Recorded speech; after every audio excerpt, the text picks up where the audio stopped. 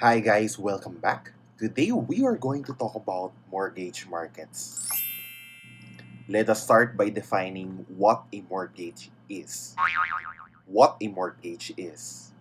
A mortgage is a loan to borrowers, either individuals or businesses, to purchase a real property such as a house, lot, or building. These properties act as a collateral to protect the financial institution, usually a bank or finance company, in the event of non payment. Mortgages differ from stocks and bonds. The following characteristics highlight these differences. Unlike a bond or stock, which are usually standardized, mortgages tend to be more customized. The terms such as size, fees, and interest of each mortgage held by a bank or finance company can differ. Mortgage contract between a financial institution and a borrower must indicate all of the terms of the mortgage agreement. In other words, they have to agree. We have to make custom terms as to what the interest is, etc. Furthermore, mortgages require a collateral. Mortgage loans are backed by a property that serves as a collateral to the loan. The property will be placed with a lien, a public record attached to the title that gives the bank or finance company the right to sell the property if the borrower defaults. Finally, a down payment by the borrower is normally needed.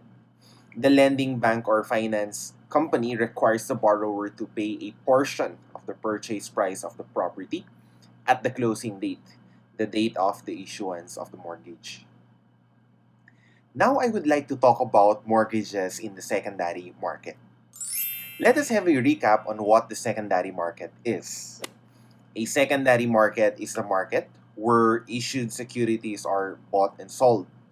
In the case of mortgages, after the loan receivable is issued, the bank or finance company will sell it to another party. So let's say a bank with its assets at the left side of the balance sheet, shown here is cash, and the right side are the liabilities and equity. Shown here are the deposit liabilities. At the closing of a mortgage, cash is given to the borrower. The bank shall have a loan receivable. This is an example of a primary market transaction. Now, banks owe their resources to the depositors. We know that banks carry a responsibility to the public. And these depositors would include every one of us, a lot of low to middle income individuals. Now, the role of the central banks is generally to protect these depositors. Central banks would allegedly protect these depositors by seeing to it that the banks are liquid, solvent, and have enough capital. We call that capital adequacy. Now, to be safe, there is a maximum limit as to what ratio of loans to deposits are, for example. Okay? As such, carrying too much mortgage loans receivable in the balance sheet can be a burden for the bank.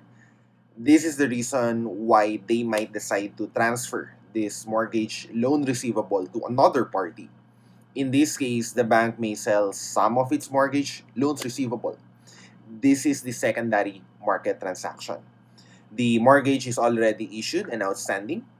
Now it is going to be transferred to another lender.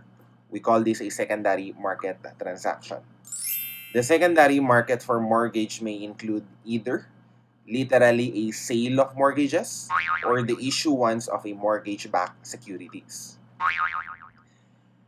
A secondary market for mortgage happens when the bank sells the mortgage to another party. The sale can occur with recourse or without recourse to the issuing bank, similar to how businesses factor their receivables. We have discussed this mechanism in the previous case already. Again, the bank will literally take out the mortgage loan receivable from the balance sheet and sell it to another party in exchange for cash. On the other hand, instead of selling mortgage loans directly, the bank or the finance company may decide to instead issue instruments representing them. This is what we call a mortgage-backed security. A mortgage-backed security is an investment security made up of a bundle of mortgage loans bought from the banks that issued them.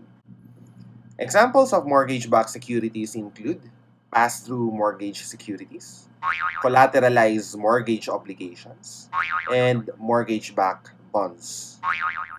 The first two are ways to securitize the mortgage, while the last one is a mere use of the mortgage as a collateral for borrowing. Let's go to pass-through mortgage securities. These are mortgage-backed securities that pass through promise payments of principal and interest on pools of mortgages created by banks to secondary market participants holding interest in the pools. Here, the select mortgage loans are to be transferred to what we call a special purpose vehicle, an entity specifically created for this transaction. Here, the mortgage loans are pulled together. The right side of the balance sheet are securities that represent an interest in this pool. Naturally, upon the transfer, the bank will take ownership of these securities. Now, this can now be sold to investors interested in owning a pro rata interest in the mortgage pool.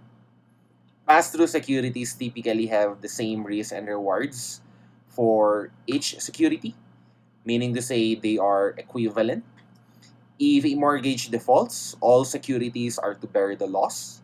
If the mortgage is paid in advance, all securities will lose the future interest income.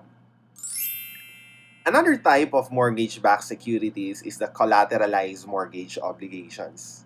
These are mortgage-backed bonds issued in multiple classes, or what we call tranches. A tranche is a bondholder class associated with a collateralized mortgage obligations. Now, the same mechanism would apply for CMOs as with pass-through mortgage securities. However, because of the existence of tranches, investors have a variety of options on what setup they prefer. They may take more risk and be exposed to higher returns, or they may take less risk, again, depending on what is suitable to their investment goal. Finally, we have mortgage backed bonds. These are bonds collateralized by a pool of assets. Technically speaking, this is not a means of securitizing the mortgage, but rather this is just using the mortgage as a collateral to issue more debt. In other words, the bank needs additional cash and may need to issue bonds. To lower interest payments, they can make the bonds less risky by having a collateral on the borrowing. And that is the purpose of the mortgage in this case. So that's it for mortgage markets. If this video is helpful to you, please click the like button. Do not forget to subscribe and hit the notification to be updated for future videos. Ciao!